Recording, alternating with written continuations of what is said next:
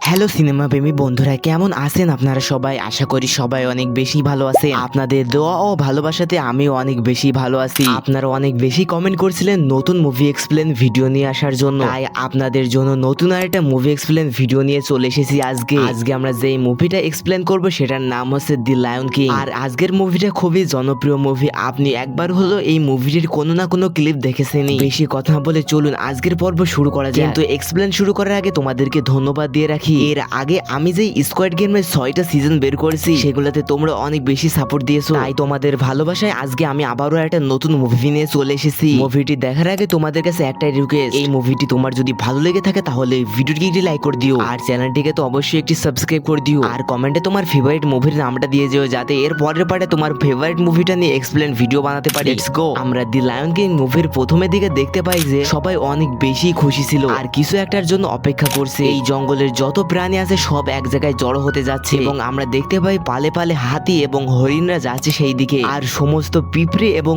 Zebra দলেরা যাচ্ছে সেই দিকে, এবং যত ধরনের প্রাণী আছে এই জঙ্গলে সবাই একটা জিনিসের জন্য অপেক্ষা করছে। মুভির প্রথমে সবার সাথে পরিচয় করিয়ে দিই, এটা হচ্ছে মুসাফা। ইনি এই পুরো জঙ্গলের রাজা এবং তার একটা পুত্র সন্তান হয় যার নাম সিম্বা, এবং এই পুত্র সন্তানকে সবার সামনে তুলে ধরে এবং এটা দেখে তো জঙ্গলের সবাই অনেক বেশি খুশি হয়ে যায়। আর এরপরে বানরগুলো খুশিতে লাফাতে থাকে এবং সব প্রাণীগুলো অনেক বেশি খুশি হয়ে গেছিল। আর আপনাদের একটা মজার কথা বলে নি, এই মুভিতে যে সকল জিনিসপত্র এগুলো একটাও রিয়েল না, এগুলো সবকিছু ভিএফএক্স দ্বারা তৈরি করা হয়েছে। এবার চলুন ভিতরে ঢোকা যায়। এখানে যে সিংহটিকে দেখতে পাচ্ছেন এটার নাম হচ্ছে ইস্কার। এই ইস্কার হচ্ছে মুসাফার ভাই, অর্থাৎ মুসাফা এই জঙ্গলের রাজা এবং ইস্কারও তার ভাই, কিন্তু সে এই জঙ্গলের সিংহাসন পায়নি, তাই তার ভাইয়ের উপরে অনেক বেশি অহংকার তার। আমরা মুভির যতটা ভিতরে যাব ততটাই দেখতে পারবো তার এই বিষয় নিয়ে। এরপরে আমরা দেখতে পাই ইস্কার শিকার করছিল, তখনই সেখানে এই জাজু নামের পাখিটি চলে আসে। আপনাদের এই পাখিটির সাথে পরিচয় করিয়ে দিই, এই জাজু নামের এই পাখিটি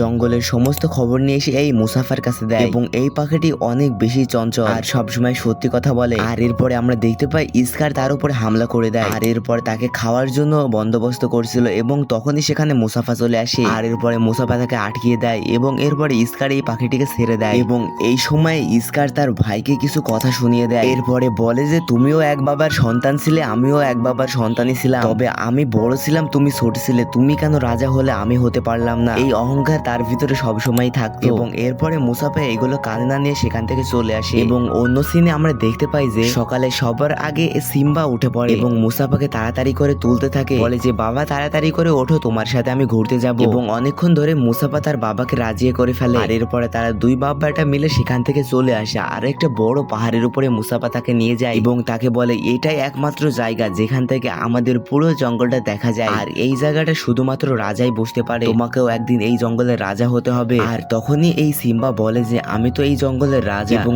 এরপরে সিম্বার বাবা অর্থাৎ সেখানে মুসাফা বলে রাজা হতে গেলে যোগ্যতা লাগে, তোমার সেই যোগ্যতাটা লাগবে, আমি চাই ভবিষ্যতে তুমি রাজা হও এবং এই জঙ্গলের সমস্ত প্রাণীকে তুমি সুখে রাখো, আমার শেষ চাওয়া এটা। এবং এরপরে সিম্বা কিছুটা ভাবে এই বিষয় নিয়ে, আর আস্তে আস্তে তার বাবা সমস্ত বিষয় সম্পর্কে তাকে ধারণা দেয় এবং এরপরে তারা একটু মজা করতে চায়। আর তখনই এই জাজু পাখিটি একটা খবর নিয়ে চলে আসে এবং তারা দুই বাব্বাটা মিলে চিন্তা করে যে তাকে অনেক বেশি ভয় পাইয়ে দেবে, তারা একপাশে লুকিয়ে পড়ে আর এরপরে সিম্বাকে শিকার করার জন্য আহ্বান করে এবং এরপরে সিম্বা তাড়াতাড়ি করে লুকিয়ে আস্তে আস্তে যেতে থাকে এবং তখনই জাজুর উপরে হামলা করে দেয়, আর এরপরে জাজু সেটা দেখে অনেক বেশি ভয় পেয়ে যায় আর সেখান থেকে উড়ে চলে যায়। এবং এরপরে তারা দুজন মিলে অনেক বেশি মজা করতে থাকে এবং তখনই জাজু সেখান থেকে আবারও ঘুরে চলে আসে, আর এরপরে তাকে বলে যে জঙ্গলের ওই দিকে কিছু প্রাণী মারামারি করছে এবং তখনই সেখান থেকে দৌড়িয়ে চলে যেতে যায় রাজা। আর এরপরে সিম্বা বলে যে আমিও তোমার সাথে যাব এবং তখনই বলে তুমি এখনো ছোট আছো, তোমাকে বড় হতে হবে, এবং জাজুকে বলে যে সিম্বাকে তাড়াতাড়ি করে বাসায় নিয়ে চলে যায়। আর এরপরে সিম্বা অনেকটা মন খারাপ করে সেখান থেকে চলে আসতে থাকে, আর এরপরে জাজু তাকে বোঝাতে থাকে তুমি এখনো অনেক ছোট আছো। এবং আমরা দেখতে পাই সিম্বা একটা পোকার সাথে খেলা খেলছিল এবং পোকাটা নিয়ে অনেক বেশি ব্যস্ত ছিল সিম্বা এবং আস্তে আস্তে উপরের দিকে যেতে থাকে, আর উপরের দিকে দেখতে পাই আর চাচা অর্থাৎ ইস্কার সেখানে বসেছিল এবং ইস্কার সেদিকে ঘোরাফেরা করতে থাকে এবং এরপরে বলতে থাকে যে তুমি এখানে কি করছো, তলে লেবে যাও, তুমি এখন অনেক বেশি ছোট আছো, এখান থেকে পড়ে গেলে তোমার অনেক বেশি ব্যথা লাগবে। এবং এরপরে এই সিম্বার মনে জাগে যে বড় হতে হলে কি কি লাগে, আর এরপরে তার চাচার পিছে পিছে থাকে এবং তার চাচাই এই সুযোগে একটা বুদ্ধি খাটায়, দূর সামনে গেলে তোমাদেরকে ভালোভাবে বুঝিয়ে দিতে পারবো বুদ্ধিটা কি। এবং এরপরে সিম্বার চাচা তাকে গল্প করতে করতে ভিতরের দিকে নিয়ে আসে এবং তাকে বলে ইস্কার বলে বড় হতে হলে তোমাকে একটা কাজই করা লাগবে, ওই দূরে যেই হাতির কবরস্থান কবরস্থানটা দেখতে পারছো, ওখানে যেতে হবে। আপনাদেরকে হয়তো বা এর আগে বলা হয়নি, মুসাফা অর্থাৎ এই জঙ্গলের রাজা মানে সিম্বার বাবা তাকে অনেকবারই মানা করেছে ওই হাতির কবরস্থান অর্থাৎ ওই কালীঘাটে না যেতে। আর এরপরে তার চাচা বলে যে ওখানে গেলেই তুমি অনেক বেশি বড় হয়ে যাবে। আসলে ওখানে থাকে অনেক ভয়ঙ্কর ভয়ঙ্কর কিছু হায়না। এবং তখনই সিম্বার মনে প্রশ্ন জাগে যে আমি তো এখনই যদি চলে যাই সেখানে, তাহলে আমি এখনই অনেক বেশি বড় হয়ে যাব। এবং এরপরে সিম্বা সেখানে যাওয়ার জন্য প্রস্তুত হয়। আর এরপরে সেখান থেকে তার সঙ্গী, এবং আপনাদেরকে এখন এই ছোট্ট সিংহটার সাথে পরিচয় করিয়ে দিই। এই সিংহটা কিন্তু সিম্বা না, সিম্বার চাচা অর্থাৎ স্কার যে আছে, স্কারের মেয়ে এটা। আসলে তাদের পরিবারের সবাই খুশি মুসাফা রাজা হওয়াতে, শুধুমাত্র স্কারই মাত্র খুশি না, সে চায় সে এখনো রাজা হবে। আর ভবিষ্যতে সিম্বা এবং এই মেয়ের বিয়ের কথা আছে, মানে তারা দুজন যদি বড় হয় তাহলে ভবিষ্যতে তাদের বিয়ে হবে। এই ঘটনা নিয়ে একটু মজার ঘটনা ঘটে, সামনে একটু দেখলে বুঝতে পারবে। এদিকে তারা দুজন মিলে চলে যাচ্ছিল এবং তারা দুজন মিলে প্ল্যান করে যে জাজু আছে, যেই পাখিটি তাদেরকে খোঁজ রাখার জন্য দিয়েছে তার মা, এই পাখিটিকে তাড়াতাড়ি করে ভুলিয়ে ফেলবে এবং তাদের কাছ থেকে চলে যাবে দূরে, যাতে পাখিটি তাকে না খুঁজে পায়। এবং আমরা দেখতে পাই সিম্বা একদল জেব্রার ভিতরে জোরে চলে যায়। এই জাজু পাখিটি তাকে তাড়াতাড়ি করে খুঁজতে থাকে। আর অনেকক্ষণ চেষ্টা করার পরে জাজুর পেস ছড়িয়ে দেয় এবং তারা হাতির কবরস্থান অর্থাৎ কালীঘাটিয়া পৌঁছে যায়। সিম্বা তাড়াতাড়ি করে সামনের দিকে এগিয়ে যেতে থাকে। পিচ্চি সিংহটি যেতে চায় না, বলে তাড়াতাড়ি করে চলো বাসায় চলে যায়। এবং এরপরে সিম্বা বলে না, আমাকে বাসায় গেলে হবে না, আমাকে আরো সামনে যেতে হবে, আর আমাকে তাড়াতাড়ি করে বড় হয়ে আসতে হবে। আমার চাচা বলেছে ওখানে গেলে আমি তাড়াতাড়ি করে বড় হয়ে আসতে পারবো। এবং এরপরে সিম্বা সামনের দিকে এগিয়ে যেতে থাকে। আর এরপরে এই কন্যা সিংহটি বলতে থাকে চলো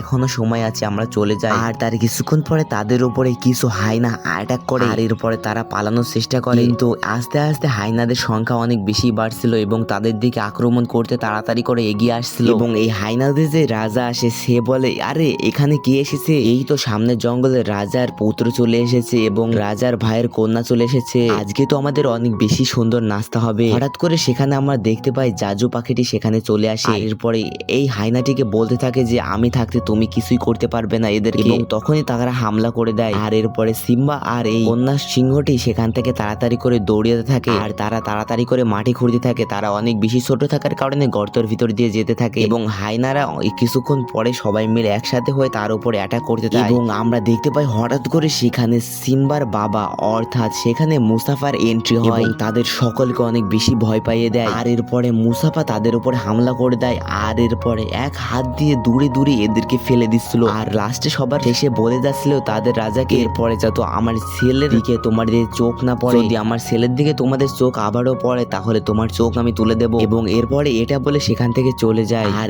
এরপরে দেখা যায় যে মুসাফা এখানে একটা সাপ দিয়ে দেয়। আর এরপরে সিম্বা সেই সাপের উপর পা রাখলে বুঝতে পারে আমাকে আস্তে আস্তে বড় হতে হবে, আর এই বড় হওয়ার ভিতরে অনেক বেশি শিখতে হবে আমাকে। এবং এরপরে সামনের দিকে এগিয়ে যায়, তার বাবার কাছে চলে যায়। এবং আমরা দেখতে পাই সিম্বার বাবা অর্থাৎ মুসাফা অনেক বেশি কষ্ট পায়, কারণ তার ছেলেকে বারবার করে মানা করেছিল ওই হাতির কবরস্থানে না যেতে, কিন্তু সে তার কথা শোনেনি। এবং কিছুক্ষণ কথাবার্তা বলার পরে তারা দুজন আবারও ফ্রি মাইন্ডে চলে আসে। আর এরপরে তারা কথা বলতে থাকে এবং এরপরে অনেক সুন্দর একটা ঘটনা ঘটে যায়। হাতির কবরস্থান থেকে সিম্বা আর মুসাফা চলে আসার পরে তখনই সেখানে স্কার চলে যায়। আর স্কার বলতে থাকে এইদিকে সকল হায়নারা তাকে দেখে হামলা করবে ভাবছে, কিন্তু তারা বুঝে ফেলে যে এটা সিম্বার বাবা না, অর্থাৎ সিম্বার চাচা। এটা সিম্বার চাচা আপনারা জানেনই অনেক আগে থেকে দুষ্টু মনের মানুষ ছিল। এবং এরপরে সব হায়নারা তার কাছে চলে আসে।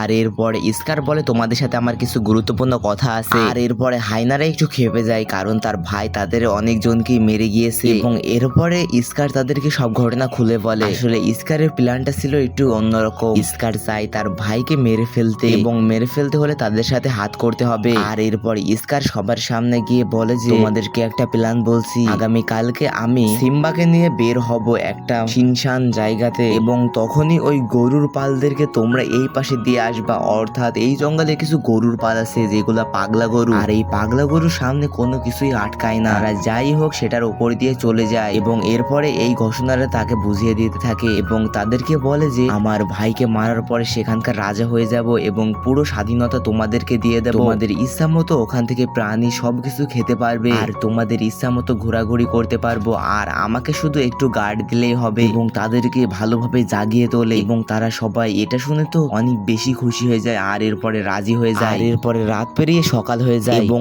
আমরা দেখতে পাই যে এখানে স্কার এবং সিম্বা মিলে একটা পাহাড়ের নিচে চলে আসে এবং তারা মিলে গল্প করতে থাকে। এবং এরপরে সিম্বা বলে রাজা হতে হতে গেলে কি লাগে। আর এরপরে স্কার বলে যে রাজা হতে গেলে এখানে একটা জিনিস তোমাকে শিখতে হবে, সেটা হচ্ছে জোরে তোমাকে হুঙ্কার দেওয়া শিখতে হবে। এমন জোরে হুঙ্কার দিতে হবে যাতে পাহাড়ের উপর থেকে তোমাকে এমন ভাবে হুঙ্কার দিতে হবে যাতে পাহাড়ের উপরে প্রাণীগুলা তোমার হুঙ্কার শুনতে পায়। আর এরপর সিম্বা অনেকবারই চেষ্টা করে কিন্তু সিম্বার এটা হচ্ছিল না। এবং আমরা অন্যদিকে দেখতে পাই যে স্কার ওই হাইনাগুলো রেডি করছিল। আর এরপরে হাইনাগুলো প্রস্তুত করে ফেলে এবং তখনই হাইনাগুলো এই পাগলা মহিষগুলোকে ছেড়ে দেয়। এরপর এই জিজু পাখিটি সিম্বার বাবাকে নিয়ে সেখানে চলে আসে। আর সিম্বার বাবা তাকে বাঁচানোর জন্য লাফতে থাকে আস্তে আস্তে এবং দেখা যায় যে সিম্বা একটা ডালের উপরে ঝুলে আছে। এখানে যদি কেউ লেবে পড়ে তাহলে সে মারা যাবে, কারণ এই পাগলা মহিষগুলো অনেক দ্রুত চলতে জানে এবং তাদের শিং ধারালো অনেক বেশি। এবং এরপরে সিম্বার বাবা সেখানে চলে আসে আস্তে আস্তে। আর এরপর সিম্বা অনেক বেশি নিশ্চিত হয়ে যায়। আর এরপরে আমরা দেখতে পাই যে সিম্বার বাবা অর্থাৎ এখানে মুসাফা তাকে এটার উপরে দিয়ে চলে যায়। আর এরপরে হঠাৎ করে সেখানে একটা পাগলা মহিষ আছে, তাকে ঠেলে ফেলে দেয় এবং অনেক কষ্ট করে সে উপরের দিকে উঠতে থাকে। আর এরপরে সিম্বাও তার সাথে সাথে উপরের দিকে দেখতে থাকে কোথায় যাচ্ছে বাবা। এবং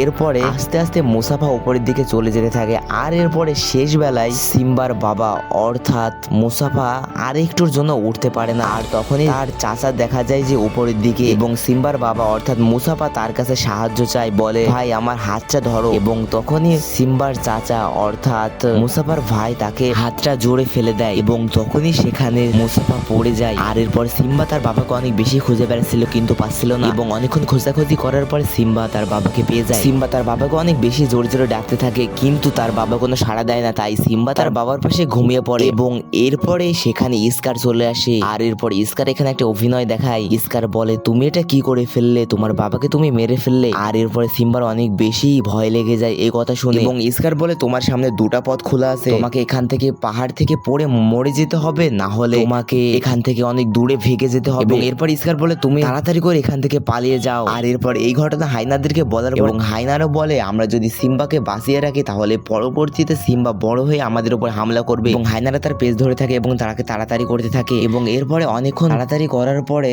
তাকে একটা পাহাড়ের উপর থেকে পড়ে যেতে দেখা যায়। এবং এরপরে তারা ভাবতে থাকে যে এখান থেকে তো পড়ে তা সিম্বা মারা যাবে, এখানে উঁচু অনেক বেশি। এবং এরপরে তারা এটা ভেবে নেওয়ার পরে সেখান থেকে চলে যেতে থাকে। কিন্তু আমরা দেখতে পাই সিম্বা পাহাড়ের এক কোলে বসেছিল। আর এরপরে তার অনেক বেশি মন খারাপ হয় তার রাজ্য ছেড়ে দিতে এবং মন খারাপ নিয়ে সে এখান থেকে চলে যায় মরুভূমি এবং সবকিছু পার করে সেখান থেকে চলে যায়। এবং আমরা অন্য পর্দায় দেখতে পাই যে স্কার তার পরিবারকে বোঝাচ্ছিল মুসাফা আর বেঁচে নেই, মুসাফা না থাকার কারণে আমি এই জঙ্গলের রাজা হচ্ছি আর এই জঙ্গলের সেপাইয়া হিসাবে আমি এই হাইনাদেরকে ইউজ করব। এবং এই বানরের সক্ষমতা শুনলে আপনারা অনেক বেশি অবাক হবে, কারণ এই বানর ছিল এই পুরো জঙ্গলের জ্যোতিষী। এবং আমরা অন্য পর্দায় দেখতে পাই যে সিম্বা অনেক বেশি মন খারাপ হয়ে মরুভূমির পথ পাড়ি দিচ্ছিল এবং মরুভূমির পথ পাড়ি দেওয়ার পর সিম্বার অনেক বেশি পানি তৃষ্ণা লাগে, কিন্তু সে পানি না পান করার কারণে সিম্বা সেখানেই পড়ে যায় এবং তার উপরে কিছু ঈগল অ্যাটাক করতে যায়। ঈগল বললে ভুল হবে, এগুলো এক ধরনের পাখি। এবং তখনই সেখানে দুইটা প্রাণী চলে আসে। এই দুইটা প্রাণী সম্পর্কে এর পরের পাঠে আলোচনা করব। আর সিম্বার খেলা কি এখানে শেষ নাকি এখনো আছে? আর অন্যদিকে আমরা দেখতে পাই যে